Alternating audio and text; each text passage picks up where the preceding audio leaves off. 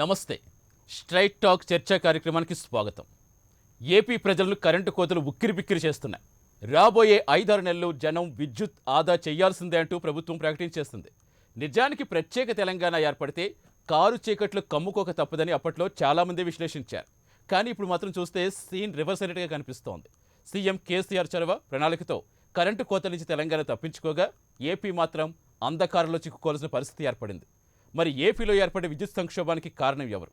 బొగ్గు నిక్షేపాల కొనుగోలులో వైసీపీ ప్రభుత్వం అలసత్వమే దీనికి కారణమంటున్న ప్రతిపక్షాల మాటల్లో నిజమెంత? ఇవే అంశాలపై చర్చ కొనసాగిద్దాం. చర్చలో మనతో పాటు పాల్గొంటున్నారు పివి రెడ్డి గారు, YSRCP leader, high court senior advocate. స్టూడియోలో మనకు అందుబాటులో ఉన్నారు. నమస్తే పివి రెడ్డి గారు. నమస్తే. వివేక్ బాబు గారు, జనసేన స్పోక్స్ పర్సన్, స్కైప్లో మనకి జాయిన్ అవుతున్నారు. నమస్తే వివేక్ బాబు గారు.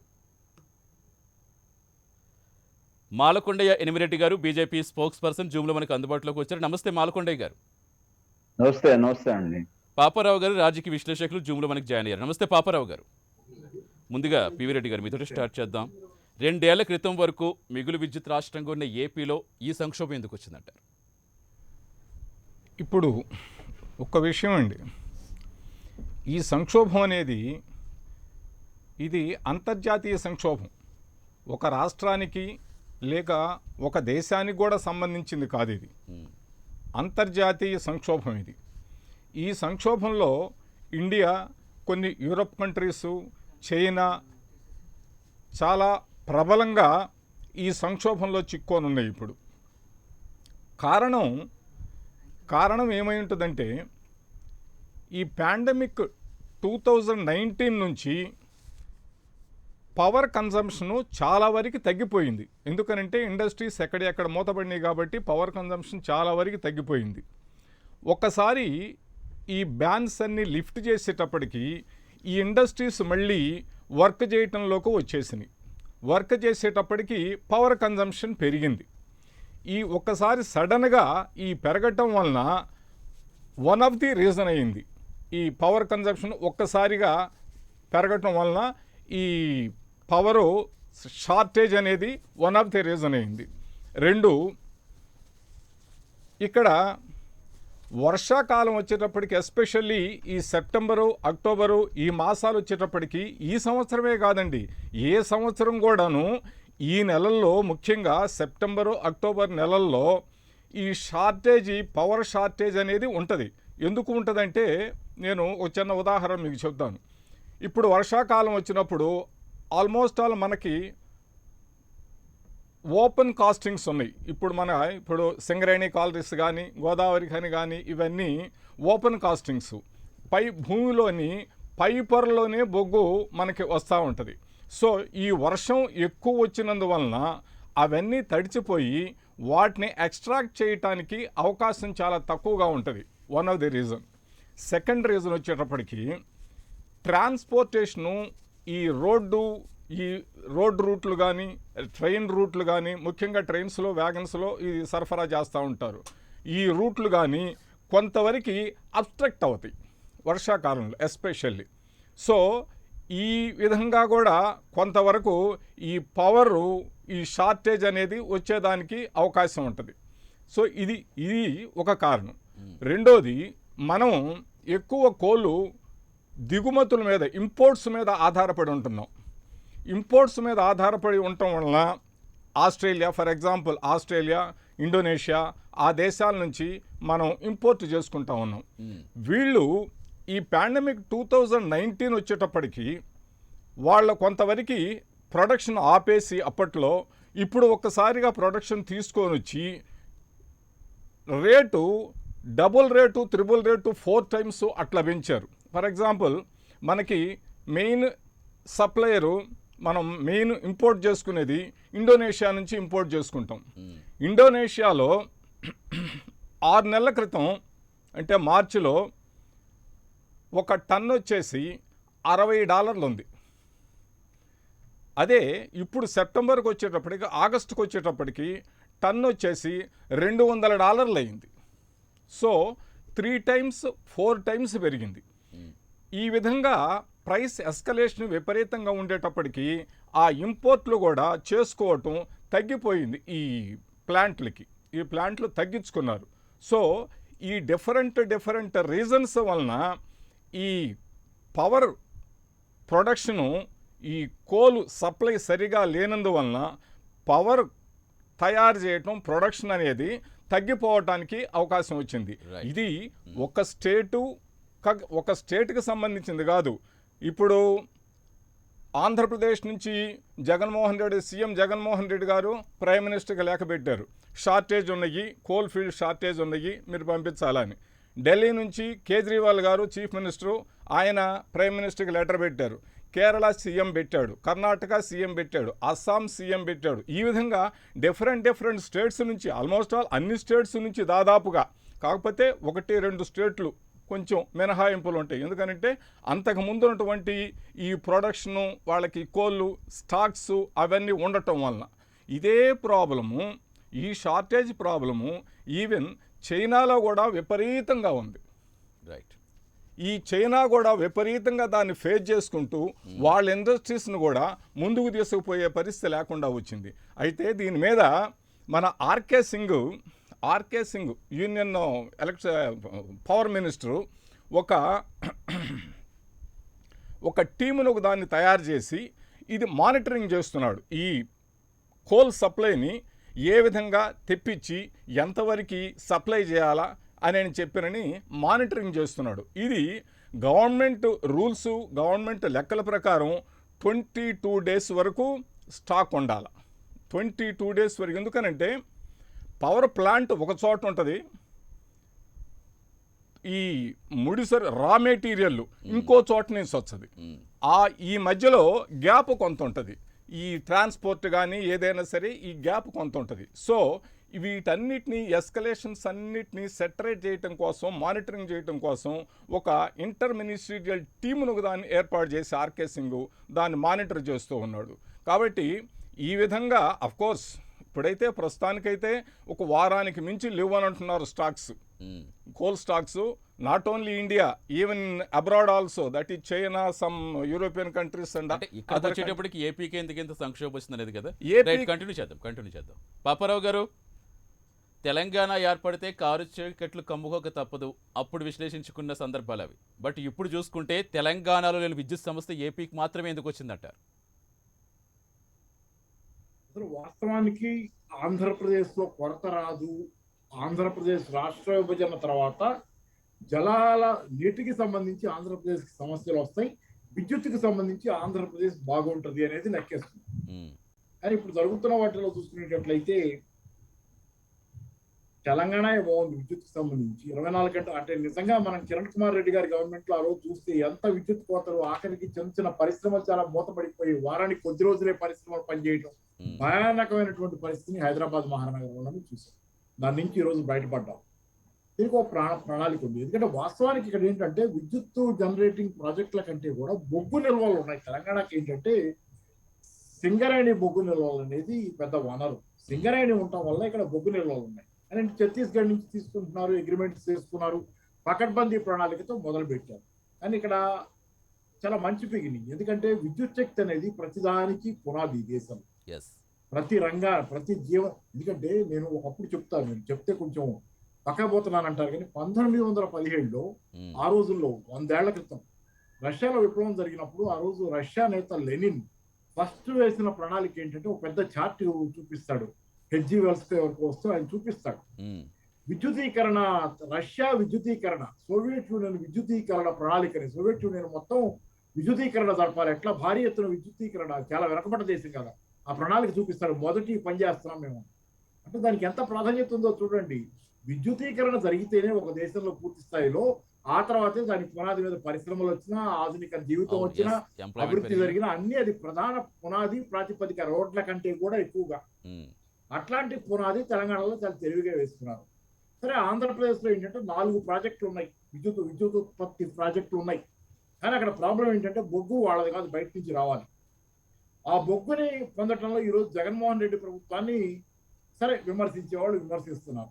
అయితే నేను జగన్మోహన్ రెడ్డి గారు 2.5 ఏళ్ళు అయింది వచ్చి సుమారుగా మాక్సిమం. కానీ అంతకుముందు 5 ఏళ్ళు ఇంకో గవర్నమెంట్ ఉంది, టీడీపీ గవర్నమెంట్ కూడా ఉంది. మరి ఆ లెక్కన ఇద్దరిది తప్పు ఉంది దీనిలో, మేజర్ తప్పు. 5 ఏళ్ళు, మరి 5 ఏళ్ళు ఏం చేశారు? 5 ఏళ్ళు నిద్రపోతున్నారా? ఇలాంటి పరిస్థితి వస్తుందో చూసుకోలేదా?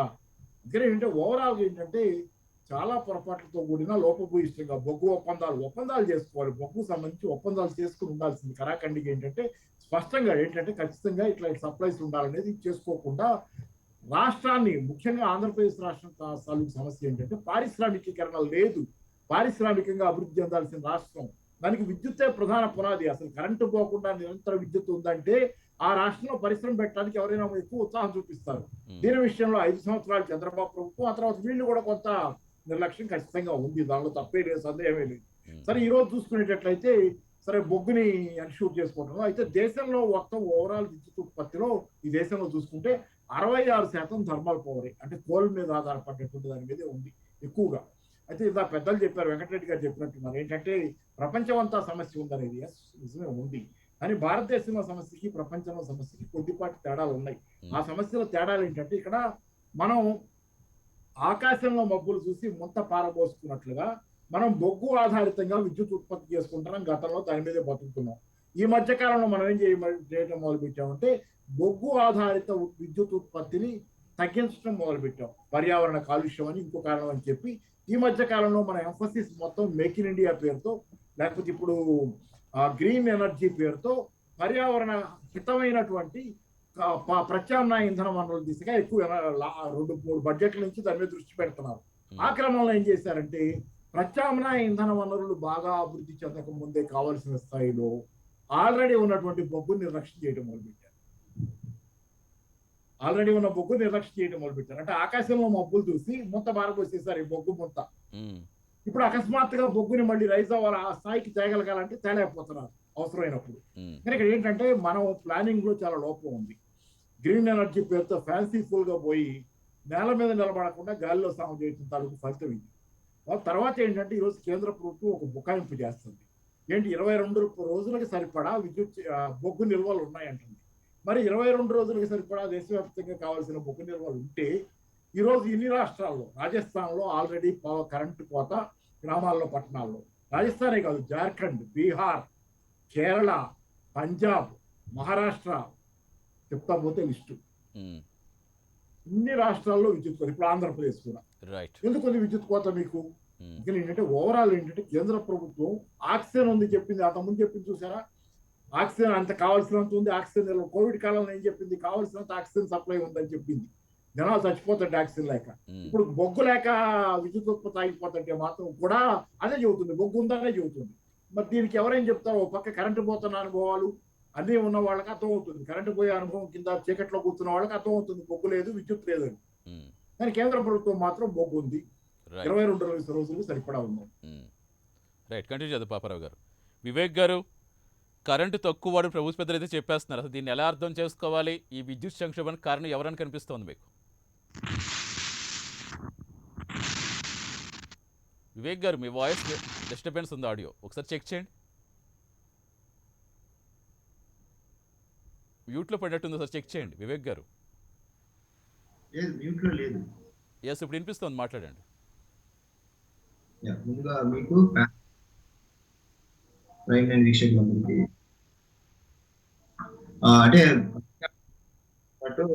విద్యుత్ అనేది అంటే ఆధునిక సమాజంలో ముఖ్యంగా టెక్నాలజీకి సంబంధించి మనలాంటి అభివృద్ధి చెందుతున్న దేశంలో విద్యుత్ అనేది ఎంత ముఖ్యమైన వనరో అది మనము దాన్ని ఎలా ఉపయోగించుకోవాలి, ఎన్ని విధాలుగా దాని మీద ఆధారపడ్డాము అనేది మన అందరికీ తెలిసిన విషయం. అయితే ముఖ్యంగా మన రాష్ట్రానికి వచ్చినప్పటికీ లోటు బడ్జెట్తో ఉన్న రాష్ట్రము, పరిశ్రమలు లేని రాష్ట్రము, ఎంతో ఎదగాల్సిన రాష్ట్రము, చాలా ఆలోచనతో ముందు చూపుతో వ్యవహరించాల్సిన ఆంధ్రప్రదేశ్ రాష్ట్రం మిగతా రాష్ట్రాలతో పోల్చుకోలేము మన రాష్ట్రాన్ని. ఎందుకంటే మనము చాలా చాలా లో లెవెల్లో ఉన్నాము, చాలా ఇబ్బందుల్లో ఉన్నాము, ప్రతి అంశంలో మనము ఇబ్బందుల్లో ఉన్నాము. అలాంటి ఇబ్బందుల్లో ఉన్న రాష్ట్రానికి సంబంధించినంత వరకు అటు అధికారులు, బ్యూరోక్రసీ కానీ ముఖ్యంగా రాష్ట్రాన్ని పరిపాలించే వ్యక్తులు కానీ చాలా ముందు చూపుతో ఉండాల్సిన అవసరం ఉందని మొత్తుకుంటున్నాం జనసేన పార్టీ తరఫు నుంచి.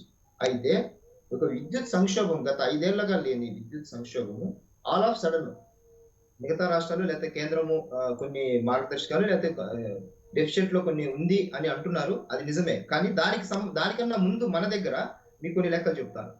మన రాష్ట్రంలో 3 థర్మల్ పవర్ ప్లాంట్స్ ఉంటాయి బొగ్గు ఆధారితది. ఒకటి Vijayawada, Krishnapatnam and Rayalaseema thermal power plant కడపలో. సో దానికి చిన్న ఉదాహరణ ఏంటంటే ఇప్పటికి 1650 యూనిట్లు ఆర్టీపీపీలో మెగావాట్స్ ఆర్టీపీపీ కడపలో జరుగుతుంది. కృష్ణపట్నం వచ్చేసి 1600, 1760 వచ్చేసి విజయవాడ బీటీపీఎస్. సో ఈ ఈ మూడిటిని మనం బొగ్గు ఆధారితంగా రన్ చేసుకుంటూ ఉంటాం. కానీ ఇవి ఇయర్లీ మెయింటెనెన్స్ అని, యాన్యువల్ మెయింటెనెన్స్ అని ఎప్పుడు 2 యూనిట్లు షట్ డౌన్ లో ఉంటాయి. కడప ఆర్టీపీపీ ఘోరం ఏంటంటే అది దాదాపు 5 యూనిట్లు అయితే ఎప్పుడు 4 యూనిట్లు ఉంటాయి. 4 యూనిట్లు బ్యాక్ డౌన్ లో ఉంటాయి. 4 యూనిట్లు టోటల్ గా.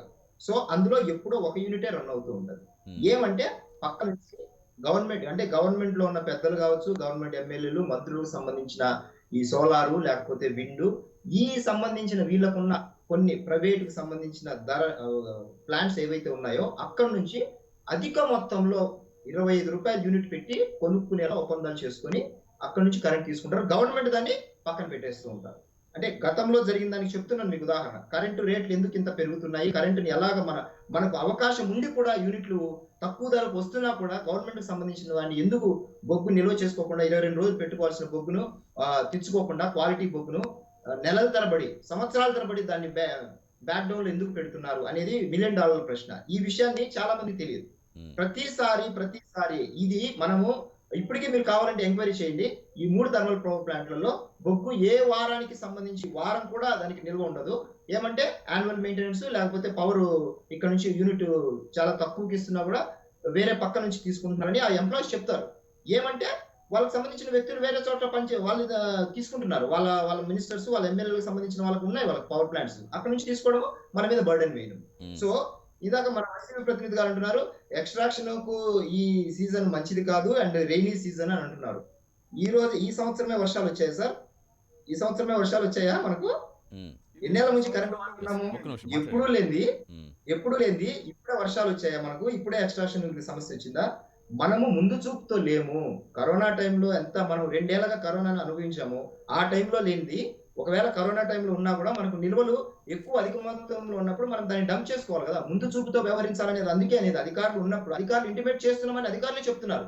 ఆర్టీపీపీకి సంబంధించిన దాన్ని ఎంక్వైరీ చేస్తే మేము ఎప్పటికప్పుడు అనాలిసిస్ పంపిస్తున్నాం, మేము ఎప్పటికప్పుడు ఫోర్కాస్ట్ చేసి పంపిస్తున్నప్పటికీ గవర్నమెంట్ నుంచి రెస్పాండ్ లేనప్పుడు మేమేం చేయగలము? మేము కేవలం నిమిత్తం మాత్రమే. గవర్నమెంట్ డిసిషన్ తీసుకోవాలి, గవర్నమెంట్ కోల్ దిగుమతి చేసుకోవాలి, గవర్నమెంట్ డబ్బులు. ముఖ్యంగా మన దగ్గర కోల్కి సంబంధించినంత వరకు పెండింగ్ డ్యూస్ ఏదైతే ఉన్నాయో ఇంతవరకు కట్టలేదు. మరి ఎలాగా సింగరేణి వాడు మనకు కోల్ పంపిస్తాడు?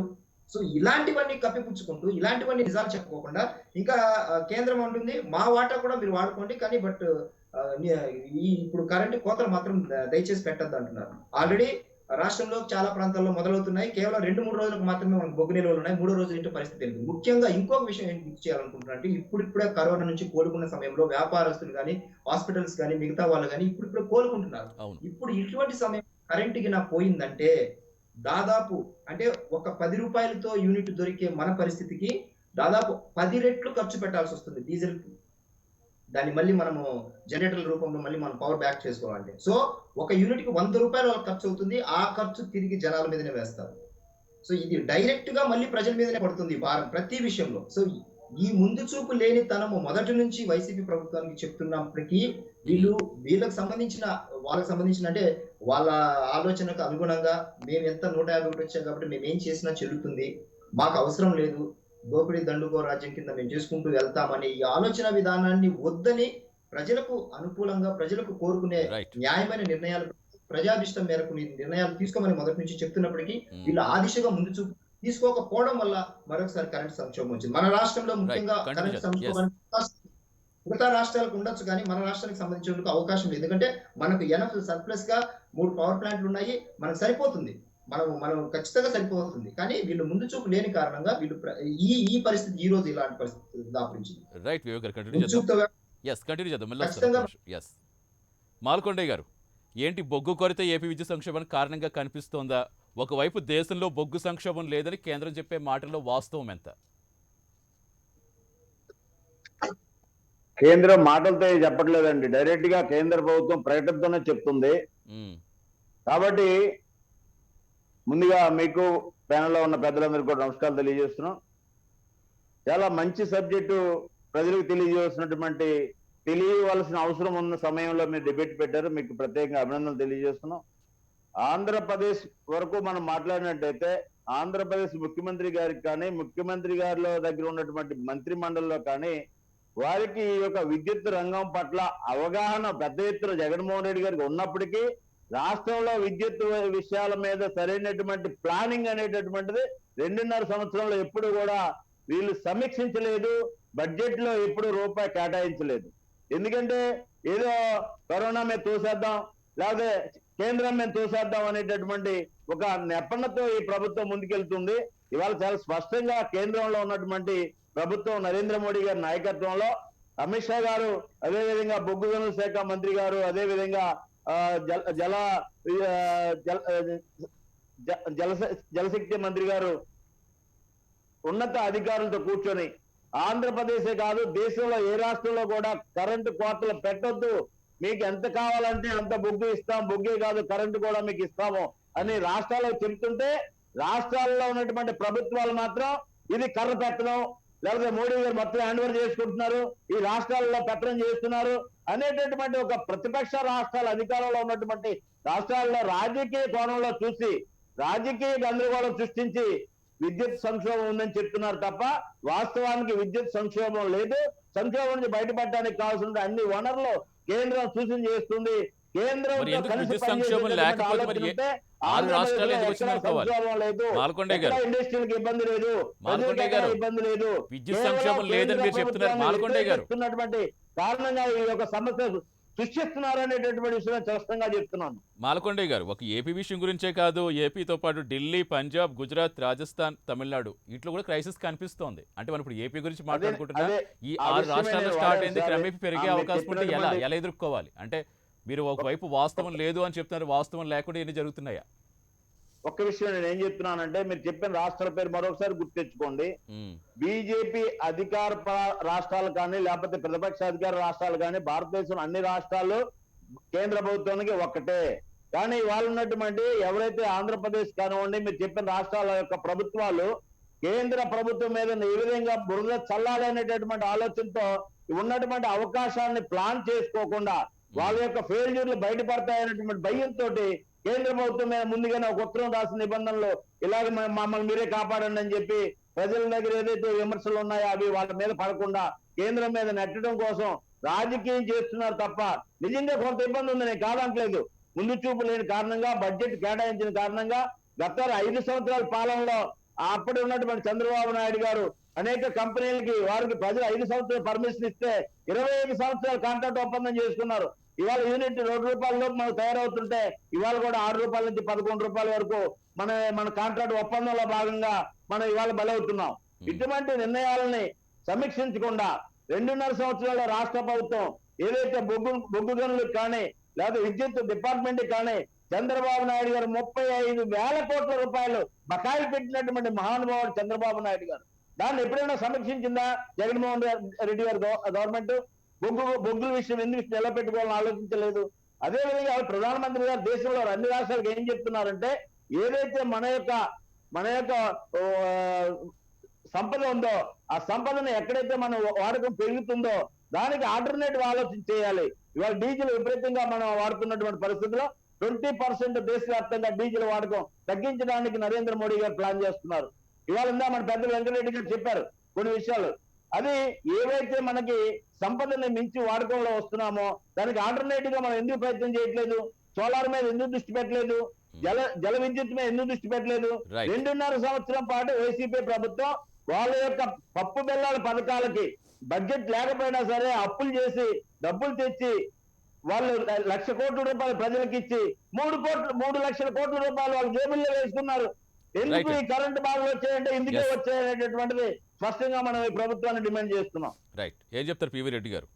ప్రతిపక్షాల విమర్శలు పక్కన పెడితే నిజంగా విద్యుత్ విషయంలో ప్రభుత్వం ముందు చూపుతో వ్యవహరించలేదా?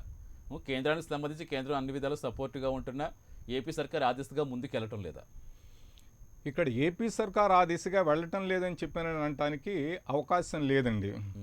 ఎందుకనంటే ఇది ఇప్పుడు సంక్షోభం కాదు. ఇది ఇప్పుడు ఈ అగ్రిమెంట్లు అనేవి గత ప్రభుత్వం నుంచి కూడా జరుగుతూ ఉన్నాయి. గత ప్రభుత్వంలో వాళ్ళ అగ్రిమెంట్ చేసుకున్నప్పుడు వాళ్ళు కట్టాల్సిన అమౌంట్లు కొన్ని కట్టుకుంటా వస్తున్నారు, కొన్ని క్యారీ ఫార్వర్డ్ అవుతా వస్తున్నాయి.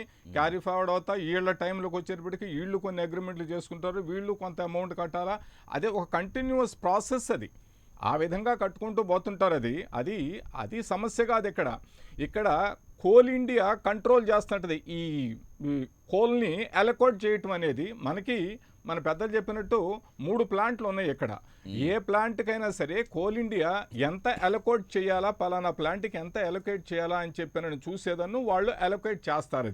ఆ అలొకేట్ చేయటానికి వాళ్ళ దగ్గర నిల్వలు లేవు. ఎందుకు లేవు అని అంటే డొమెస్టిక్గా ప్రొడక్షన్ తగ్గింది, ఇంటర్నేషనల్గా ప్రైస్ ఒక్కసారిగా హైక్ అయిపోయినాయి. సో మోర్ ఓవర్ ఈ పాండమిక్ 19 వచ్చిన తర్వాత అప్పుడు తక్కువగా వాడకంలో ఉన్నటువంటి ఈ పవర్ కన్జంప్షను ఒక్కసారిగా పెరిగింది. ఈ కారణాల వలన ఒక్కసారిగా ఈ పెరగటం, ఈ కారణాలు మోర్ ఓవర్ ఇందాక పెద్దలు అన్నట్టు ఈ ఒక్క సంవత్సరం ఈ వర్షాలు ఈ ఒక్క సంవత్సరమైనా ఉంది, ఏ సంవత్సరం లేవని అంటే ప్రతి సంవత్సరం ఉంటాయి వర్షాలు. ఈ సంక్షోభం ప్రతి సంవత్సరం ఉంటుంది, కానీ ఇంత సీరియస్గా లేదు ఇంతకుముందు సంవత్సరాల్లో. ఈ నెలల్లో ఈ సెప్టెంబర్ అక్టోబర్ మాసాల్లో ఎప్పుడూ సంక్షోభం ఉంటానే ఉంటుంది. ఎందుకనంటే కానీ ఎప్పుడు ఇలా సంక్షోభం బయటికి రాలేదు. ఇది సీరియస్. ఇప్పుడు ఈ ఇష్యూ మాత్రం ఇది కాస్త సీరియస్ అయ్యింది. ఈ సీరియస్ అవడానికి కారణం ఏంటి అని అంటే pandemic one of the reason. More over 3 times 4 times price hikes అయిపోయినాయి. అది వన్ ఆఫ్ ది రీజన్. అక్కడ నుంచి ట్రాన్స్పోర్టేషన్ సరైన మార్గంలో జరగట్లేదు, అది అనదర్ రీజన్. సో ఎనీహౌ ఇవన్నీ ఇట్లా ఉన్నా కూడా సెంట్రల్ గవర్నమెంట్ ఆ మినిస్టీరియల్ ఆ టీము ఒకటి తయారైపోయి ఒక వారం రోజులకి ఏమో ఉందని చెప్తున్నారు. ఈ వారం రోజుల్లోపు మళ్ళీ మేము సప్లై చేయగలము, మళ్ళీ మేము తీసుకొని రాగలము. కాబట్టి ఈ ప్యానిక్ ఏమి ఉండదు, ఈ గందరగోళం ఖయోస్ ఇట్లాంటి గందరగోళం ఏమి ఉండదు, కరెంటు కోసం బాధలు పడాల్సిన అవసరం లేదు అని చెప్పినని బీజేపీ మోడీ గారి గవర్నమెంట్ చెప్తా ఉంది. సో వాళ్ళు చెప్పినట్టు వాళ్ళకున్న ప్లాన్స్ ప్రకారం వాళ్ళు ఏదన్నా అలొకేట్ చేసి ప్రొడక్షన్ని ఇంపోర్ట్ చేసుకొని కానీ లేకుంటే లోకల్గా డొమెస్టిక్గా ప్రొడ్యూస్ చేసి కానీ ఎలకేషన్ కానీ ఇచ్చినట్లయితే ఈ సంక్షోభం ఏమి ఉండేదానికి అవకాశం లేదు. కాబట్టి పివి రెడ్డి గారు సరే టెక్నికల్గా ఏవి ఇష్యూస్ ఉన్నాయి ఎలాంటివి నేను పక్కన పెడితే నిజంగా సామాన్యులకి ఇవన్నీ తెలియదు ఏం జరుగుతుంది అనేది. బట్ కరెంటు కోతలు స్టార్ట్ అయ్యాయంటే కరెంటు పోతుంది, ఇప్పుడు దాకా పోయింది, గత 6-7 ఏళ్ళగా పోని కరెంటు ఈ రోజు కరెంటు పోవడం మొదలుపెట్టిందంటే అదొకటే కనిపిస్తుంది. అటువంటి అప్పుడు ఇలాంటి సంక్షోభం వస్తుంది అనుకున్నప్పుడు ముందు చూపు అనేది ఉంటుంది కదా. ఇందులో ముందు చూపు అనేది ఉండాలా. ముందు చూపు అనేది ఉండేదానికోసంగా అనుకోని సమస్యలు వచ్చి పడ్డాయి కాబట్టి వీటిని ఇమీడియట్గా హౌ టు ఓవర్కమ్ అనేదానికి వాళ్ళు ఒక మినిస్టీరియల్లో ఒక టీమును తయారు చేసి దాన్ని ఓవర్కమ్ చేసేదానికి మ్యాక్సిమం ట్రై చేసుకుంటూ వస్తున్నారు. సో మనం ఒక వారం రోజుల్లో ఏమన్నా ఇది ఓవర్కమ్ చేసి ప్రొడక్షన్ కానీ ఇంపోర్ట్ చేసుకోవటం లేకపోతే డొమెస్టిక్ ప్రొడక్షన్ ఎలా చేయాలి? ఓవర్కమ్ అంటే ఏంటి, ఎలా చేస్తారు? ఇంపోర్ట్ పెంచుకోవచ్చు. హై ప్రైసెస్ హైక్ అయినప్పటికీ కొంత లాస్ భరించేసి ఇంపోర్ట్ చేసుకోవచ్చు, ఎక్కువ చేసుకోవచ్చు. ఇప్పుడు మనం ఒక ఇండోనేషియా నుంచి ఆస్ట్రేలియా నుంచి మనం ఇంపోర్ట్ చేసుకుంటా ఉన్నాం. మేజర్ సోర్సెస్ అక్కడ ఉన్నాయి. వాటిలో నుంచి కాస్త ఎక్కువ డంప్ చేసుకొని ఎక్కువ ఇంపోర్ట్ చేసుకొని అయితే అయింది ప్రైస్ ఎక్కువైతే అయింది అని చెప్పినని ఎక్కువ చేసుకొని అప్పుడు అలొకేషన్ కానీ ఇస్తూ ఉంటే ఇప్పుడు మనకు 3 ప్రాజెక్టులు టోటల్ ఇండియాలో 135 ప్రాజెక్టులు ఉన్నాయి. ఇవి కోల్ మైన్ ప్రాజెక్ట్స్. ఈ 135 ప్రాజెక్టులో రకరకాలుగా కొన్ని ఏమో 2 రోజులకే నిల్వలు ఉన్నాయి, కొన్ని వారం రోజులకు ఉన్నాయి, కొన్ని 4 రోజులకు ఉన్నాయి, ఈ విధంగా ఉన్నాయి. సో వీటన్నిటిలో ఒక 3 ప్లాంట్లు ఈ కోల్ మైనింగ్ ప్లాంట్లు మన ఆంధ్రప్రదేశ్లో ఉన్నాయి. వీటికి కూడా అలొకేట్ చేస్తే మన ప్రొడక్షన్ పెరిగేదానికి అవకాశం ఉంటుంది. మోర్ ఓవర్ ఇంకోటి ఏంటంటే ఈ పవర్ ప్లాంట్లు ఎప్పుడు కూడా వాటికి ఉన్న పూర్తి కెపాసిటీని యూటిలైజ్ చేసుకోవవి. ఎందుకనంటే అంత అవసరం ఉండకపోవచ్చు అని చెప్పినని పూర్తిగా యూటిలైజ్ చేసుకోవు. కొంతవరకే ప్రొడక్షన్ చేస్తాయి, అవసరమైనంత వరకు ప్రొడక్షన్ చేస్తాయి. ఆ ప్రొడక్షన్ని ట్రాన్స్మిషన్కి పంపిస్తుంటాయి. అంతేగాని అంటే వాళ్ళకి ఎంతవరకు ప్రొడక్షన్ అవసరమో అంతవరకు తీసుకుంటారు. ఆ బొగ్గు నిల్వలను కూడా రైట్ అంతవరకు తీసుకొని దాన్ని ప్రొడ్యూస్ చేసేసి దాన్ని ట్రాన్స్మిట్ చేస్తారు. కాబట్టి ఇందులో ఏ గవర్నమెంట్ని ఏ విధంగానూ అన్యాపదంగా తప్పు పట్టాల్సిన అవసరం లేదు. పరిస్థితుల ప్రాబల్యం అట్లా జరిగింది. కాకపోతే కొంచెం ముందు చూపుతోటి అన్ని గవర్నమెంట్లు, ఈ స్టేట్ గవర్నమెంట్లు కానీ లేకపోతే సెంట్రల్ గవర్నమెంట్ కానీ కొంచెం ముందు చూపుతోటి ఈ ఇంపోర్ట్ పెరిగితే పెరిగింది, రేట్లు పెరిగితే పెరిగిందిలే అని చెప్పి అది అనుకొని, కొంత ఖర్చు అయితే అయిందిలే అని చెప్పి అనుకొని ఈ ఇంపోర్ట్ కానీ పెంచుకుంటే, బికాస్ ఓపెన్ కాస్ట్ మైనింగ్స్ అన్నీ మనకన్నీ ఇక్కడ ఓపెన్ కాస్ట్ మైనింగ్స్ అనేప్పటికీ హెవీ రెయిన్స్ ఉండేటప్పటికీ అవి తీయటం కష్టం అవుతుంది. అందుకని టెంపరీగా ఇంపోర్ట్స్ పెంచుకొని వాటిని అలొకేట్ చేసేసి ప్రొడక్షన్ పెంచుకొని విద్యుత్తుని ట్రాన్స్మిట్ చేసేస్తే అంతా పీస్ఫుల్గానే జరిగిపోద్ది. రైట్, కంటిన్యూ చేద్దాం. పాపారావు గారు. సార్ ఒక్క విషయం సార్, ఒక్క విషయం, చిన్న విషయం సార్. రైట్, మాట్లాడండి. వెంకరెడ్డి గారు చెప్పినటువంటి దాంట్లో వారు చెప్పినట్టుగా కేంద్ర ప్రభుత్వం ఒక మంత్రి గారు కూర్చొని కోఆర్డినేట్ చేస్తున్నారు, అన్ని రాష్ట్రాల్లో ఇబ్బంది లేకుండా ప్రయత్నం చేస్తున్నారు, అది పత్రికల ద్వారా కూడా సమాజానికి ప్రభుత్వాలకి చెప్తున్నారు.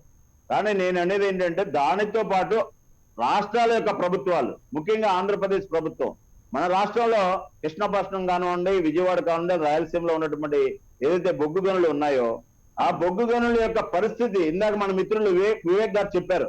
ఆంధ్రప్రదేశ్ లో ఎంపీలకు ఉన్నటువంటి పవర్ ఇండస్ట్రీలకి ఏ విధంగా తరలిస్తున్నారు, అసలు బొగ్గు అక్కడ ఎంత ఉంది, ఎంత తీస్తున్నారు. ఇవాళ 2019 కంటే ముందు నుంచి కూడా మనం ప్లాన్ చేసుకొని 19 తర్వాత 19లో 20లో కోవిడ్ వచ్చింది. కోవిడ్ తర్వాత మనం బొగ్గు గనుల విషయంలో కానీ లేకపోతే కరెంటు ఉత్పత్తుల విషయంలో కానీ 19లో ఎంత వాడామో, 20లో ఎంత వాడామో, 21లో ఎంత వాడామో, మన పెద్దలు వెంకటరెడ్డి గారు చెప్పినట్టుగా నిజంగా కరెంటు వాడకం పెరిగి ఉన్నట్లయితే దానికి సంబంధించినటువంటి ప్రతి 3 నెలలకో 2 నెలలకో ఇవాళ ఆంధ్రప్రదేశ్ ప్రభుత్వం 3 నెలలకు ఒకసారి వాళ్ళకి విద్యుత్ డిపార్ట్మెంట్ కి లాస్ వస్తుందని చెప్పి ఆ లాస్ ని యూనిట్లు కట్టి ప్రజల దగ్గర ముక్కుపిండి వసూలు చేస్తున్నారు.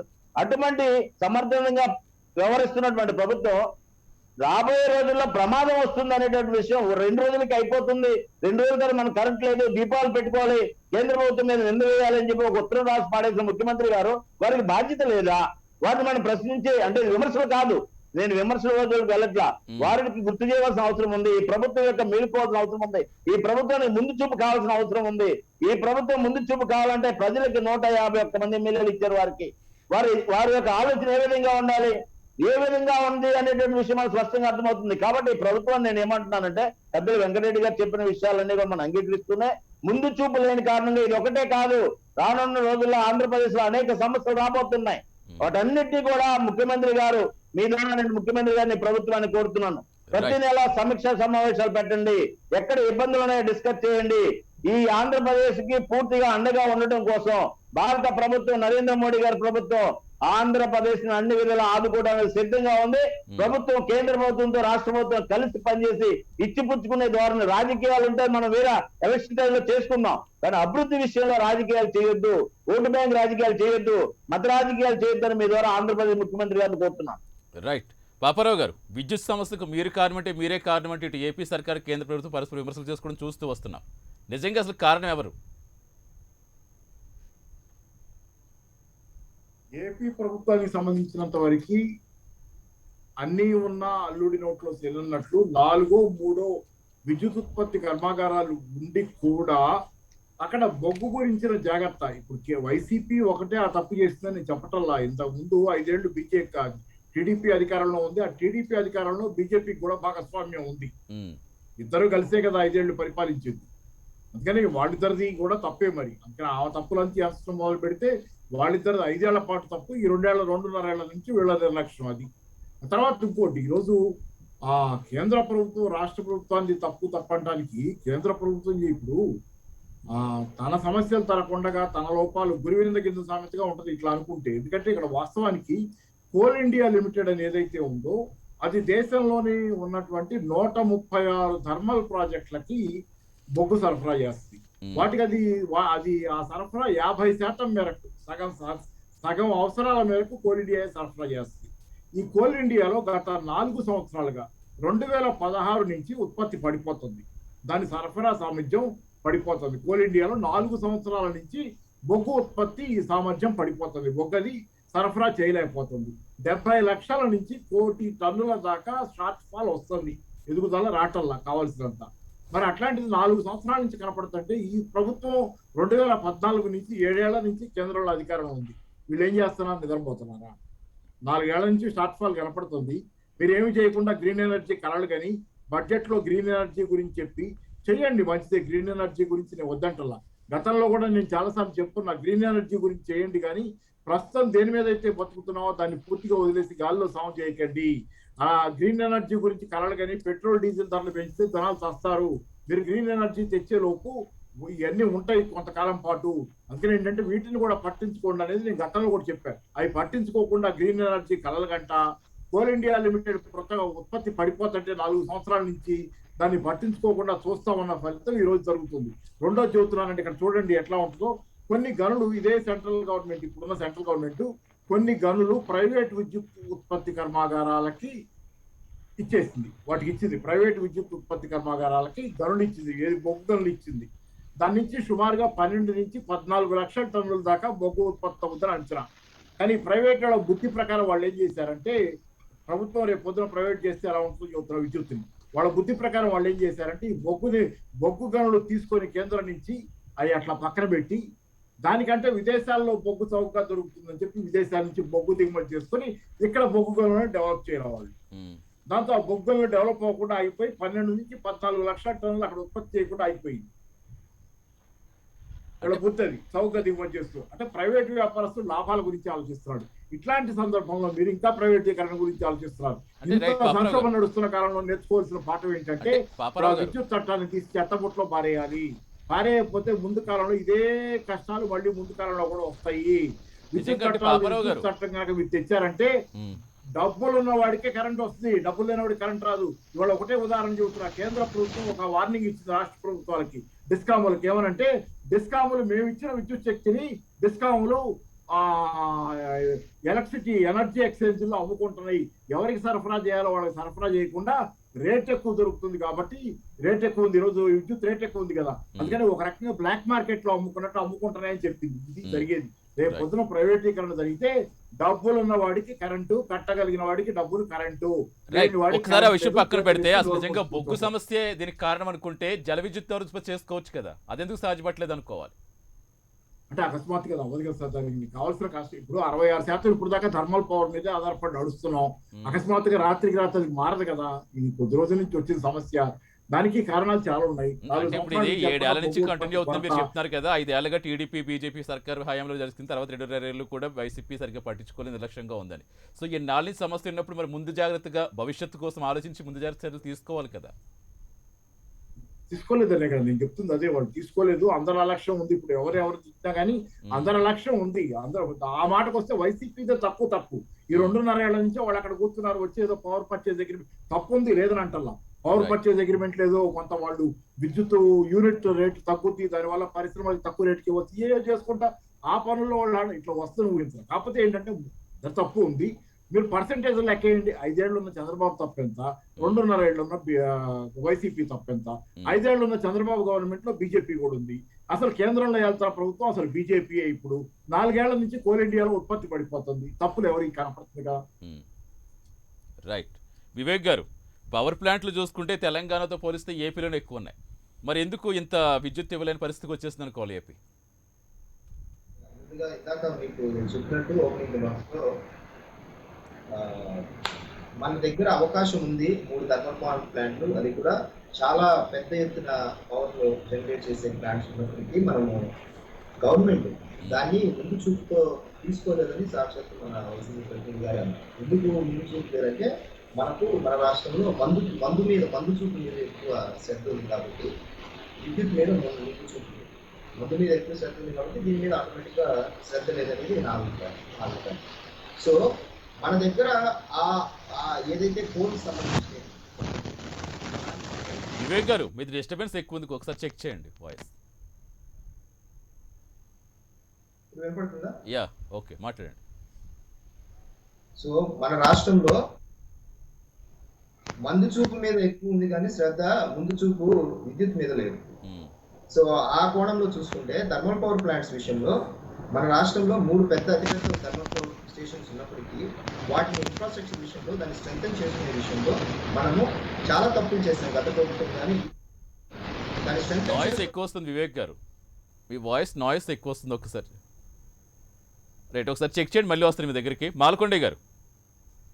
సార్ రైట్, చెప్పండి. ఇందాక ఇది మాట్లాడదాం, చెప్పండి. పాపారావు గారు చెప్పినటువంటి విషయాలు మనం పరిశీలిస్తే అంటే చంద్రబాబు నాయుడు గారు ఆల్రెడీ పెద్ద దొంగ అయిపోయారు, రాష్ట్రాన్ని అప్పులు రాష్ట్రం చేశారు, పెద్ద మాయ ప్రభుత్వం నడిపారు, ఆయనకి 23 సీట్లు కూర్చోబెట్టేశారు ప్రజలు.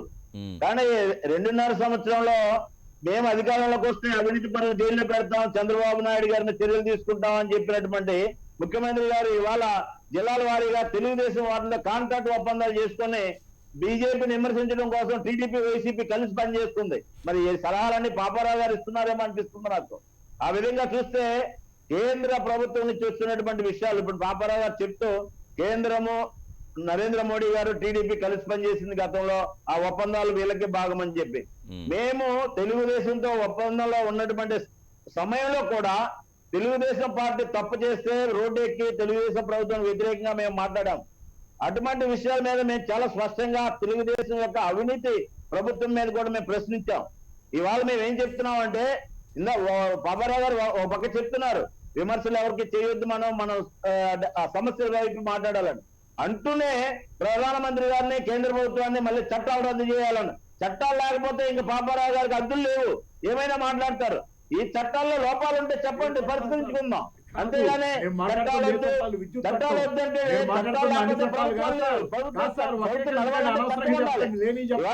నిమిషం మాల్కొండే గారు, ఒక నిమిషం ఆన్సర్ ఇవ్వరండి. మాల్కొండే గారు ఒక నిమిషం మీరు చెప్పిన దానికి ఆయన రియాక్ట్ అవుతుంది, మళ్ళీ మాట్లాడండి పాపారావు గారు. నేను చెబుతుంది విద్యుత్ చట్టం రద్దు చేయమని, అంతేగాని అన్ని చట్టాలు ఉన్న భూమి మీద ఉన్న చట్టాలు దేశంలో అన్ని చట్టాలని కాదు, విద్యుత్ చట్టం అంటున్నా.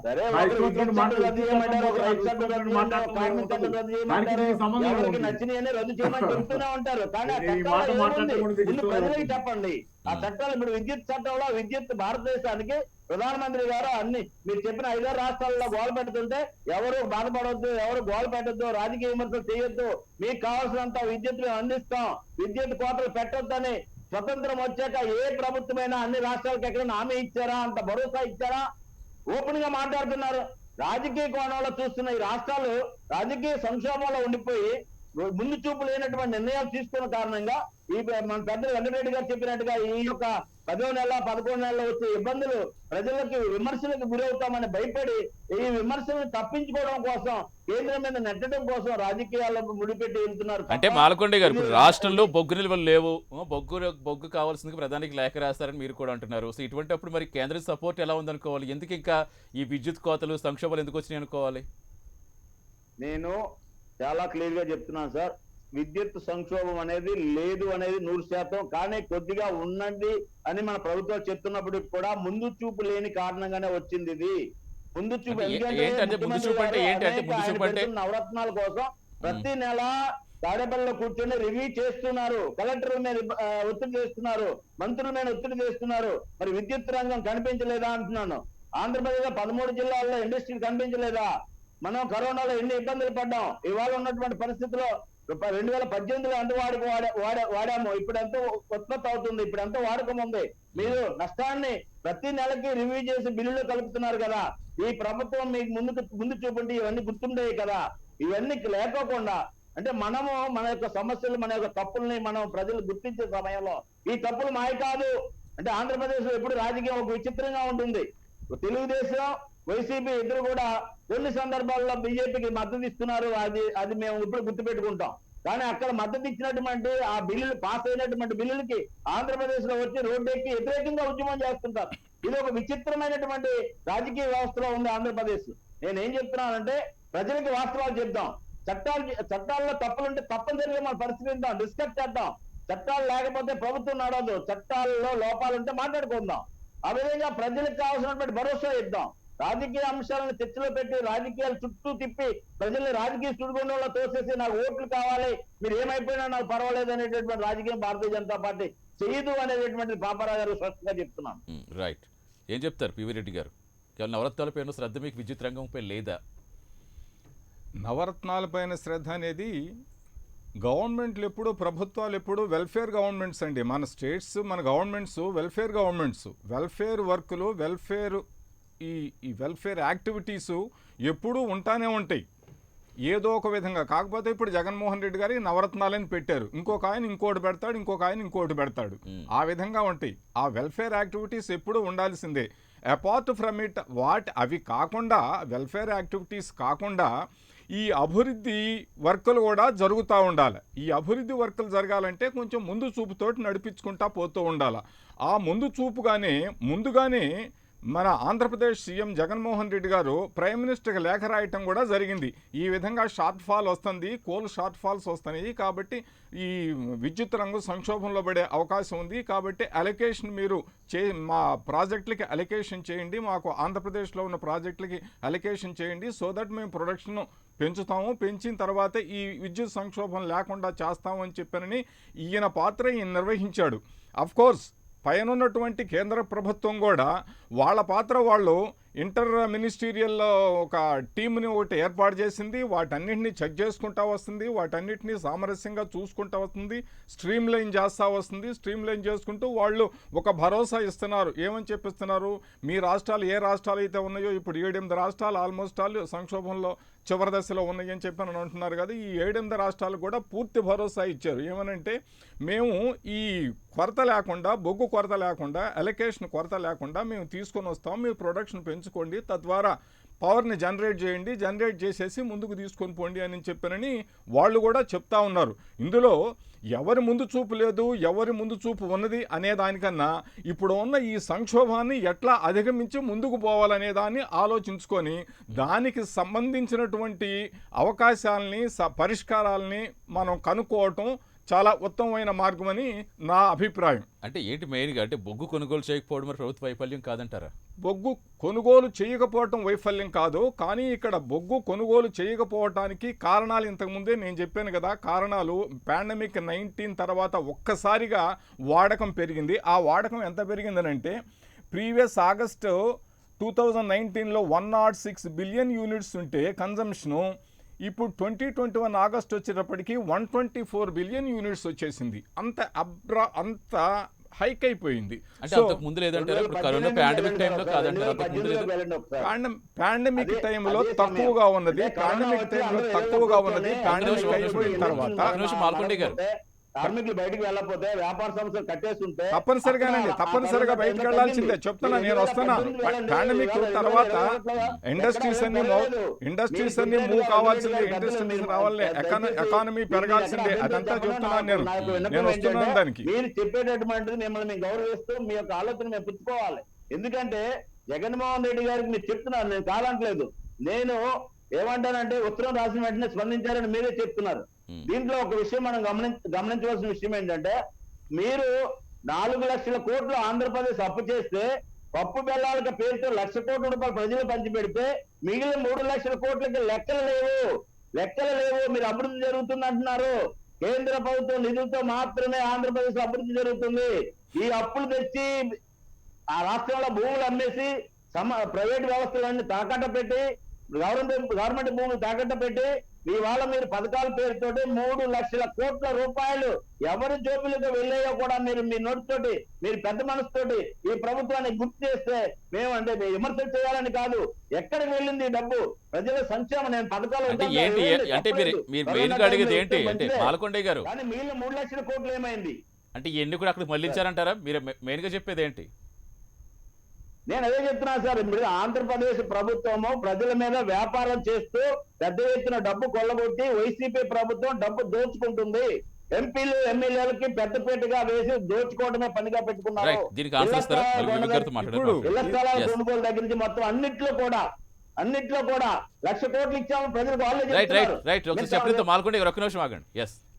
ఇదే విధంగా మాల్కొండే గారు, ఇదే విధంగా మీరు చెప్పిన దాంట్లో ఇప్పుడు ఉన్నటువంటి ఈ ప్రభుత్వ సంస్థలన్నింటినీ, for example Vizag steel plant ఉంది, ఆ వైజాగ్ స్టీల్ ప్లాంట్ పూర్తి లాభాల్లో ఉంది. అలాగే ఎల్ఐసి ఉంది, ఎల్ఐసి పూర్తి లాభాల్లో ఉంది. ఈ లాభాల్లో ఉన్నటువంటి ఇన్స్టిట్యూషన్స్ అన్నిటినీ ప్రైవేటైజేషన్ చేసి మీకు కావాల్సిన గుత్తేదారులకి ఎవరికైనా కట్టబెట్టి తద్వారా మీరు లాభించాలని, మీరు లాభం పొందుతారని చెప్పినది కూడా ఒక టాక్ ఉంది. ఇది నేను అంటం లేదు. సమాధానం చెప్పకుండా ఇంకొక విమర్శ చేసేదే నేను దాని సమాధానం చెప్తాను. నాకే ఇబ్బంది లేదు, నా దగ్గర అన్ని ఆధారాలతో ఉన్నాయి. సమాధానం చెప్తారు కాదంటే నేను చెప్పేది కూడా వినండి. మీరు చెప్పేది నేను విన్నా. మీరు సన్మానం చేయాలి లెక్కలో. మాకు సన్మానం వద్దు, మీకు చేస్తాం కానీ సన్మానం అట్లా వద్దు. మీరు 3 లక్షల కోట్ల గురించి చెప్పండి సార్. మీరు 3 లక్షల మంది గారిని ఒక మాట అడగండి. మీరు 3 లక్షల కోట్లు ఏమైందే నేను చెప్పినని అంటున్నారు. ఏమైందనేది గవర్నమెంట్ కాగుంది, అక్కడ లెక్కలు చూస్తారు, ఆడిట్లు ఉన్నాయి, సరే, సరే, ఆడిట్లు ఇప్పుడు ఆ విషయం వద్దు, చేస్తారు, విద్యుత్ అదంతా సంక్షేమానికి వస్తుంది. అది సంబంధించి. ఇప్పుడు సందర్భం కాదది. ఇప్పుడు సబ్జెక్ట్ మ్యాటర్ కాదది. దాని గురించి ఇంకోసారి ఎప్పుడైనా మాట్లాడుకోవచ్చు. ఇప్పుడు ఉన్న విషయం ఏంటంటే కాబట్టి నేను వచ్చానండి, కాదు నేను వెళ్ళందులోకి Yes, yes, yes. Jaganmohan Reddy గారిని వెనకాలేసుకొని వస్తున్నారు కాబట్టి ఆయన తప్పులేదు నేను వెనకాలేసుకొని వస్తున్నానని చెప్పట్లేదు, నేను విమర్శిస్తున్నాను. రైట్ రైట్ పాల్గొండే గారు వాస్తవం మళ్ళీ అంతా చెప్తున్నాను. సబ్జెక్ట్ వాస్తవం రైట్ రైట్ చెప్పడానికి పాల్గొండే ప్రయత్నిస్తాను. గారు పివిరెడ్డి గారు రైట్. వివేక్ గారు, అంటే మెయిన్గా ఎలా చూడాలి విద్యుత్ సమస్య పరిష్కారం దిశగా ప్రభుత్వం ఎందుకు అడుగులు వేయలేకపోతుంది అనుకుంటున్నారు? ఇందాక వైసీపీ ప్రతినిధి గారు అంటున్నారు ముందు చూపుతో వ్యవహరించాల్సి ఉంటే బాగుండేది అని. ఈ ప్రభుత్వానికి ముందు చూపు లేదు, మందు చూపు బాగా ఉంది. గత 2.5 సంవత్సరాలుగా అది మనం చూస్తున్నాం. సో ఆ పాయింట్ దగ్గర నుంచి మొదలు పెడితే రెండో పాయింట్ ముఖ్యమైనది ఏంటంటే సోలార్ ఎనర్జీ అనేది మనకు గతంలో కొందరు మనకు ఇస్తామని వచ్చారు పోయిన 2 ఏళ్ల కిందట. అయితే వాళ్ళు యూనిట్ 4 రూపాయలకి ఇస్తామని చెప్తే 4 రూపాయల యూనిట్ మేమెందుకు తీసుకుంటామనే కోణంలో వాళ్ళను వద్దని వాళ్ళని తిప్పి పంపించేస్తారు. సోలార్ ఎనర్జీ మనకు ఇప్పుడు ఉండింటే ఆ ఒప్పందం తీసుకుని ఉంటే మనకు చాలా ఉపయోగపడేది. సో ఇలాంటివి రాష్ట్ర ప్రభుత్వం తరపున జరిగిన కొన్ని బ్లండర్ మిస్టేక్స్ ఉన్నాయి. సో అలాగే ప్రతిసారి గత ప్రభుత్వం ఎందుకు చేయలేదు, గత ప్రభుత్వం ఏం చేసింది, గత ప్రభుత్వం తప్పులు చేసింది కాబట్టే వాళ్ళను మూల కూర్చోబెట్టి 23 ఇచ్చారు. మీరు ఏదో పొడుస్తారని చెప్పి 151 ఇచ్చింది. ప్రతిసారి వాళ్ళని కంపేర్ చేసుకోవడానికి అయితే మిమ్మల్ని ఎందుకు అధికారంలో తీసుకురావడము? మీరు ఏదో అద్భుతాలు చేస్తారని కదా మిమ్మల్ని ప్రజలు ఎన్నుకున్నారు. దానికి సమాధానం చెప్పమంటే దానికి సమాధానం చెప్పకుండా ప్రతిసారి గత ప్రభుత్వంలో జరిగింది, గత ప్రభుత్వం తప్పులు జరిగాయి. అందుకే కదా మేము 2018లోనే వాళ్ళను బయటకు వచ్చేసి వాళ్ళ మీద యుద్ధం ప్రకటించి వద్దు ఈ ప్రభుత్వం అవినీతితో కూరిపోతుంది అని మేము యుద్ధం ప్రకటించి మేము బయటకు వచ్చేసాము. సో గత ప్రభుత్వానికి సంబంధించి కాదు మనం మాట్లాడుతుంది, మీ ప్రభుత్వం ఏం చేస్తుందని వైసీపీ వారిని అడుగుతుంటే ప్రతిసారి జనసేన మీద తప్పుడు ఆరోపణలు, వ్యక్తిగత దూషణలు చేస్తున్నారు. అలాగే విద్యుత్ అయితే మనకు ఏవైతే 1000 మెగావాట్లు తగ్గించుకొని 1000 మెగావాట్లు పెంచుకోవాలనే ఆలోచన ఏదైతే గవర్నమెంట్ చేస్తుందో అది చాలా చిన్న విషయం కాదు. 1000 మెగావాట్లను తగ్గించుకొని 1000 మెగావాట్లను ఆదా చేసి దాన్ని బ్యాలెన్స్ చేయాలనుకుంటుంది. అది డైరెక్ట్గా ఇందాక చెప్పినట్టు ప్రజల మీద చాలా పెనుభారం పడబోతోంది. అంటే గతంలో మన అదేంటి మద్యం ధరలు పెంచితే మద్యం తక్కువైతుంది అన్నట్లు విద్యుత్ ఇలా వాడకాన్ని తగ్గించేసి జనాలను విద్యుత్ ధరలు తగ్గించే కోణంలోకి తీసుకెళ్లి దాన్ని కూడా ఇలాగే కాంప్రమైజ్ చేసుకోండి, విద్యుత్ వాడకం తగ్గించడం వల్ల మీకే కరెంటు బిల్లు తగ్గుతుంది అని అంటారు వీళ్ళు. సో అలాంటి ఆలోచన ధోరణి ఈ ప్రభుత్వానికి చాలా కన్వీనియంట్ గా అలవాటు చేయడానికి ప్రజల మీద ఇండైరెక్ట్ గా ఆ టైప్ మాటలు అనడానికి కూడా అవకాశం ఉందని చెప్తున్నాను. తర్వాత ఎప్పుడు మనం ఒకవేళ కేంద్ర ప్రభుత్వం మీద తీసుకోవాలనుకుంటే ఎప్పుడు కేంద్ర ప్రభుత్వంతో వీళ్ళు చర్చలు చేశారు, ఎప్పుడు కేంద్ర ప్రభుత్వాన్ని సరైన రీతిలో ధైర్యంగా అడిగి ప్రశ్నించి మాకు ఇది కావాలని అడిగారు? పక్క రాష్ట్రంలో 6000 కోట్ల మనకు డబ్బులు రావాలి, పక్క రాష్ట్రం నుంచి ఇంతవరకు పక్క తీసుకోలేదు, గత ప్రభుత్వం తీసుకోలేదు, ఈ ప్రభుత్వం తీసుకోలేదు. అడగడానికి మీకు మరి ఏమున్నాయో తెలియదు. మాకేమో సఖ్యత ఉందంటారు, మాకేమో పక్కన మా అన్న అంటారు, ఆయనేమో ఈయన ఏదో తమ్ముడు అనుకుంటారు. అంటే ఈ రిలేషన్లతో కాకుండా మనకు నిజంగా న్యాయబద్ధంగా రావాల్సిన వాటిని ఎందుకు ఈ ప్రభుత్వం అడగట్లేదు, ఎందుకు హక్కుగా రావాల్సిన వాటిని ఎందుకు తీసుకోవట్లేదు, ఎందుకు ఇందులో భాగస్వాములుగా తీసుకోవట్లేదు? సో ఇందాక మన బీజేపీ సార్ అంటున్నట్లు రాష్ట్ర ప్రభుత్వానికి పప్పులు బెల్లాల మీద ఉన్న శ్రద్ధ ఇటువంటి ముఖ్యమైన విషయాలలో పెడితే ప్రజల ఆలోచనల, ప్రజల పరిస్థితులు, ప్రజల భవిష్యత్తు వేరేగా ఉంటుంది.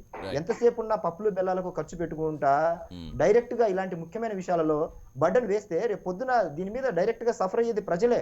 దీనికి సంబంధించిన రానున్న రోజుల్లో 2-3 రోజుల్లో కరెంటు కోతలు మొదలైతే పరిస్థితి ఎలా ఉంటుందంటే ఊహించలేము. ఇప్పుడు మనం మాట్లాడుతున్నా కూడా కరెంటు పోయే పరిస్థితులు ఉంటాయి భవిష్యత్తులో. మనం ఈ విధంగా కూడా మాట్లాడుకునే అవకాశాలు ఉండకపోవచ్చు. రైట్ రైట్ పాపారావు గారు, ఫైనల్గా ఏం చెప్తారు? ఆరోపణలు ప్రత్యారోపణలు పక్కన పెడితే నిజంగా జల విద్యుత్, సౌర విద్యుత్ ఇలాంటి వాటిపై దృష్టి ఎందుకు పెట్టట్లేదు?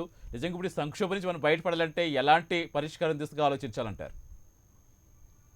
జల విద్యుత్ అంటే పవన wind power and solar power కి చాలా ప్రాధాన్యత ఇస్తున్నాం అని చెప్పి దానికోసం ప్రొడక్టివిటీ లింక్డ్ ఇన్సెంటివ్ స్కీమ్ అని మోడీ గారు తెచ్చిన మేక్ ఇన్ ఇండియా కోసం తెచ్చిన దేశంలోనే గ్రీన్ ఎనర్జీ, అంతర్జాతీయంగా గ్రీన్ ఎనర్జీలో మేక్ ఇన్ ఇండియాలో మనం అగ్రగామి కావాలి. మిగతా దేశాల కంటే ముందు మనం గ్రీన్ ఎనర్జీలో హైడ్రోజన్ ఇది బేస్డ్ ఇంధనం, దాని ద్వారా గ్రీన్ ఎనర్జీలో మనం ముందుకెళ్ళి మిగతా ప్రపంచాన్ని అక్కడి నుంచి మనం అందుకోగలగాలి. మనం మిగతా ప్రపంచం కంటే అక్కడ ముందుకెళ్ళాలి. ఎందుకంటే మిగతా ప్రపంచం చాలా వాటిలో ఇప్పటికే చాలా ముందుకెళ్ళింది కాబట్టి గ్రీన్ ఎనర్జీ ద్వారా ముందుకెళ్ళాలని పెట్టుకున్నారు. అది నేను తప్పంటల్లా, అది మంచిదే. ప్రొడక్టివిటీ లింక్డ్ ఇన్సెంటివ్ స్కీమ్ పెట్టారు. ఆల్రెడీ రిలయన్స్ వాళ్ళు పెద్ద ఎత్తున గ్రీన్ ఎనర్జీలోకి వచ్చారు. అదానీ వాళ్ళు వస్తున్నారు. ఇంకా టాటా పవర్ వీళ్ళంతా చాలా మంది ఎక్సైడ్ బ్యాటరీల దగ్గర నుంచి రకరకాల బ్యాటరీల కంపెనీల దగ్గర, అంటే గ్రీన్ ఎనర్జీ నిల్వ చేయడానికి బ్యాటరీలు కావాలి కదా విద్యుత్ తయారు చేస్తే. పగలు విద్యుత్ తయారవుద్ది, రాత్రిపూట అవ్వదు కదా విద్యుత్, ఎండకి వేడి కావాలి కదా సోలార్ ఎనర్జీకి, అది నిల్వ చేసుకో. దీనికి అంతా చాలా పెద్ద ఎత్తున జరుగుతుంది. కానీ దీన్ని కాదంటల్లా అవి ఆకాశంలో మబ్బులు లాంటి ఆ గ్రీన్ ఎనర్జీ అంతా అందుబాటులోకి రావడానికి, ఈ దేశం మొత్తం గ్రీన్ ఎనర్జీతో నడవటానికి 1 దశాబ్దం పైన పట్టుద్ది. ఈ లోపుగా మీరు ఉన్నటువంటి పునాది వదిలేస్తున్నారు. అది నేను తప్పంటుంది, మోడీ గారు తప్పైనా ఎవరు తప్పైనా. బొగ్గు 4 సంవత్సరాలుగా ఉత్పత్తి తగ్గిపోతుంటే కోల్ ఇండియా లిమిటెడ్ లో ఎందుకు ఎవరు పట్టించుకోలేదు? మీరు గ్రీన్ ఎనర్జీ చూస్తా ఇక్కడ కాలు కింద కదిలిపోతాను, నేలని చూసుకోలేదు మీరు కూడా. రాష్ట్రంలో వైసీపీ ప్రభుత్వం కావచ్చు, టీడీపీ ప్రభుత్వం కావచ్చు, 2 ప్రభుత్వాలు కూడా ఇక్కడ లోకల్ గా చూసుకుంటే అసలు మనకు బొగ్గు ఉత్పత్తి లేదు. మనకి కర్మాగారాలు అయితే ఉన్నాయి కానీ మనం దాని రా మెటీరియల్ బొగ్గు కోసం బయట డిపెండెంట్ అయి ఉన్నాం. కనీసం ఎవరితో అగ్రిమెంట్లు చేసుకోవటం, సింగరేణితో చేసుకోండి, ఇంకోటితో చేసుకోండి. బొగ్గు కంటిన్యూస్ గా సరఫరా ఉండే విధంగా ఒప్పందాలు చేసుకోకుండా పారిశ్రామికీకరణ ఎలా జరుగుద్ది ఆంధ్రప్రదేశ్ అని వీళ్ళు అనుకున్నారు. ఆంధ్రప్రదేశ్ పారిశ్రామికీకరణ జరగాలంటే క్షణం కరెంటు పోకుండా ఉండే స్థితి అక్కడ ఉంటే అది మంచి అవకాశం. ఈ వదులుకున్నారు అవకాశాన్ని వీళ్ళు కూడా. ఇప్పుడు ఎంత అంటే ఇప్పుడు కనీసం ఈ సంక్షోభ కాలంలోనైనా ఏ పొరపాట్లు జరిగిందో ప్రతి వాళ్ళు గుర్తుంచుకొని ఆ పొరపాట్లను సరిదిద్దుకునే కార్యక్రమం చేపడితే ముందు కాలంలో సాఫీగా మిగతాది మళ్ళీ పట్టాలెక్కుద్ది. రైట్. మాలకొండ గారు ఫైనల్ గా చెప్పండి. చాలా సంతోషం పాపారావు గారు సూచన చేశారు. నేను ఏమంటానంటే ఈ సందర్భంగా పెద్దలందరికీ కూడా ధన్యవాదాలు చెప్తూ, మీ ద్వారా ప్రజలకి ప్రభుత్వానికి రాజకీయ అంశాలు అనేటటువంటిది దాదాపుగా పక్కన పెట్టి ఎక్కడ సమస్య ఉందో ఆ సమస్య కోసం మన అందరం కూడా కలిసి పనిచేసి రాష్ట్ర ప్రభుత్వం యొక్క ద్వారా ప్రజలకు కావాల్సినటువంటి మెరుగైన సౌకర్యాలు అందించడంలో భారతీయ జనతా పార్టీ ముందు వరుసలో ఉంటుంది. కేంద్రం నుంచి కావాల్సినటువంటి వ్యవస్థలు తీసుకురావడం కోసం మేము ఆంధ్రప్రదేశ్ భారతీయ జనతా పార్టీ రాష్ట్ర అధ్యక్షుడు సోమిరాజు గారి నాయకత్వంలో మేము ముందు వరుసలో ఉండి పనిచేస్తాము. ఆ విధంగా ఇవాళ ఉన్నటువంటి విద్యుత్ సంక్షోభాన్ని ఎదుర్కోవడానికి మనం ఏ విధమైనటువంటి ప్లానింగ్, కేంద్రం ప్రభుత్వం ఏం అడుగుతుంది, మనం ఏమి చెప్పాలి, మనం ఏమి తెచ్చుకోవాలి, మనకు ఉన్నటువంటి సమస్య ఏంటి, ఇబ్బంది ఏంటి అనేటటువంటిది సహృదయంతో 2 ప్రభుత్వాలు డిస్కస్ చేసి ఈ యొక్క సంక్షోభం ఉందని నేను అంటలేదు, ఉందని అంటున్నారు కాబట్టి దీన్ని బయటపడడానికి కావాల్సినటువంటి ఆంధ్రప్రదేశ్ ప్రభుత్వం కేంద్ర ప్రభుత్వంతో మిత్రులుగా వ్యవహరించినటువంటి పరిస్థితి. విమర్శలు చేసి కేంద్రాన్ని దూషించాలి, తప్పులు జరిగితే కేంద్రం మీద తోయాలి, మంచి జరిగితే మా అకౌంట్ లో వేసుకోవాలి, ఓటు బ్యాంక్ రాజకీయాలు పక్కన పెట్టాలని ప్రభుత్వాన్ని కోరుతున్నాం మీ ద్వారా. ధన్యవాదాలు. వివేక్ గారు చెప్తారు ఫైనల్ గా. ఇందాక చెప్పినట్టు కేంద్రం దగ్గరికి ఒకవేళ వెళ్లాల్సి వస్తే వీళ్ళు కేసుల గురించి కాకుండా ఇలాంటి ప్రభుత్వానికి అంటే ప్రజలకు సంబంధించిన ముఖ్యమైన అవసరాల గురించి చర్చిస్తే బాగుంటుంది. అలాగే అన్ని పార్టీలను, రాజకీయ పార్టీలను, ప్రజా సంఘాలని, ఎవరైతే మేధావులు ఉంటారో వాళ్ళను కూడా తీసుకెళ్లి ఇలాంటి ముఖ్య విషయాల్లో ఇన్వాల్వ్ చేసుకుంటే పక్క రాష్ట్రాల నుంచి తీసుకున్న అంటే పక్క రాష్ట్రాలలో ఎంత యూనిటీగా ఉంటారు, రాష్ట్ర సమస్యలు వచ్చినప్పుడు అందరూ ఏకమయ్యే ఒక యూనిటీని, ఐక్యతను మన రాష్ట్ర ప్రభుత్వాలు ఇప్పటికే మేలుకోవట్లేదు. ఎన్నో విషయాలలో ఆంధ్రప్రదేశ్ రాష్ట్రానికి నష్టము, అన్యాయాలు జరుగుతున్నప్పటికీ ఒక యూనిటీకి రావడానికి ఇప్పటికీ రాష్ట్ర ప్రభుత్వాలు చొరవ తీసుకోవట్లేదు. మేము మొదటి నుంచి అదే చెప్తున్నాము. మమ్మల్ని కలుపుకెళ్ళండి, అన్ని ప్రజా సంఘాలను, రాజకీయ పార్టీలను ఏకం చేసుకుని వెళ్తే మన బలం పెరుగుతుంది. బలం పెరిగినప్పుడు ఖచ్చితంగా మనం అనుకున్నది సాధిస్తామని చెప్తున్నప్పటికీ మొండిగా, మూర్ఖంగా నాకు తెలిసిన వాళ్ళు నా ఎంత పోటుగాలు లేరని గత ప్రభుత్వం కావచ్చు, ఈ ప్రభుత్వం వాళ్ళు కావచ్చు ఎప్పుడే కానీ ఒక అఖిలపక్షం కూడా తీసుకెళ్లి కేంద్రంతో మాట్లాడిన సందర్భాలు లేవు. సో ఇలాంటి ఆలోచనలతో ఉన్నప్పుడు ప్రజలకు ఏం మేలు జరుగుతుందని జనసేన పార్టీ మొదటి నుంచి అడుగుతుంది. రైట్. చివరిగా పివి రెడ్డి గారు, ఆల్రెడీ కరెంట్ తక్కువ ప్రభుత్వ పెద్దలు పెద్ద చెప్తున్నారు. అంటే ప్రభుత్వ పెద్దలు కావచ్చు, మంత్రులు కావచ్చు, వాళ్ళల్లో కూడా ఏసీలు బంద్ చేస్తారనుకోవచ్చా? కేవలం ప్రజలకేది ఇదంతా కూడా? ప్రజలకేని కాదండి, ప్రజలకంటే ఎవరికైనా సరే ఇది ఇబ్బంది అనేది ఉన్నది, కాదంటం లేదు. ఇప్పుడు మన వివేక్ గారు చెప్పినట్టు ఇప్పటికిప్పుడు సోలార్ ఎనర్జీ కానీ, విండ్ పవర్ కానీ ఇప్పటికిప్పుడు తీసుకొని వస్తే దానివల్ల ఈ సమస్యలన్నీ తీరుతాయి అని చెప్పానని అనటం కూడా అది అంత కరెక్ట్ అయిన విషయం ఏం కాదు. ఈవెన్ రైనీ సీజన్స్ లో ఈవెన్ సోలార్ పవర్ కూడా సరైన సఫిషియెంట్ గా పవర్ జనరేట్ చేయలేదు. ఈ రెయినీ సీజన్స్లో, ముఖ్యంగా ఈ సంక్షోభం వచ్చింది ఈ రెయినీ సీజన్లోనే వచ్చింది. కాబట్టి ప్రజెంట్ ఉన్నటువంటి ఈ ప్లాంట్లకి, బొగ్గు ఆధారిత ప్లాంట్లకి ఈ బొగ్గుని, రా మెటీరియల్ బొగ్గుని సప్లై చేసేసి అక్కడ ఈ కరెంటుని ఉత్పత్తి చేసే విధానం చూసుకోవాలి. కానీ ఇప్పటికిప్పుడు సోలార్ పవర్ అగ్రిమెంట్ చేసుకున్నట్టయితే బాగుపడి ఉండేది, లేకుంటే విండ్ పవర్ చేసుకున్నట్టయితే బాగుపడి ఉండేది. 66% వచ్చేసి బొగ్గు ఆధారిత పరిశ్రమలు ఉన్నాయి. ఇప్పుడు మిగిలిన 33% మాత్రమే ఈ న్యూక్లియర్ పవర్ కానీ, లేకుంటే విండ్ పవర్ కానీ, లేకుంటే ఈ సోలార్ పవర్ కానీ. సో వాటన్నిటి చెప్పండి, 7 అడుగులు వేస్తుంది, సమయం తక్కువ ఉంది, 7 అడుగులు వేస్తుంది అనుకో, సంక్షోభం లేకుండా చేసేందుకు, సంక్షోభం లేకుండా చేసేందుకు చేసేందుకు సెంట్రల్ గవర్నమెంట్, కేంద్ర ప్రభుత్వం ఇమీడియట్ గా స్పందించి, కేంద్ర ప్రభుత్వమే స్పందించాలి. ఇందులో ఏ రాష్ట్ర ప్రభుత్వం స్పందించలేదు, ఏ రాష్ట్ర ప్రభుత్వం కూడా ఇంపోర్ట్ చేసుకోలేదు. కేంద్ర ప్రభుత్వం ఇంపోర్ట్ చేసుకొని ఇమీడియట్ గా ఈ ప్లాంట్లకి అలొకేట్ చేసేసి ప్రొడక్షన్ పెంచడం అంటూ జరిగిందనంటే అప్పుడు ఈ సంక్షోభం నుంచి బయటపడేదానికి అవకాశం ఉంటుంది. Right. Thank you PV Reddy గారు, థ్యాంక్ యూ వివేక్ గారు, థ్యాంక్ యూ మాలకొండే గారు, థ్యాంక్ యూ పాపారావు గారు. డిబేట్లో పాల్గొని థ్యాంక్ యూ సో మచ్ అండి. ఇది వెళ్ళి స్ట్రైట్ టాక్. రేపు మరో అంశంతో మళ్ళీ కలుద్దాం. Keep watching prime 9 news. నిజం ఇదే మా ఇష్టం.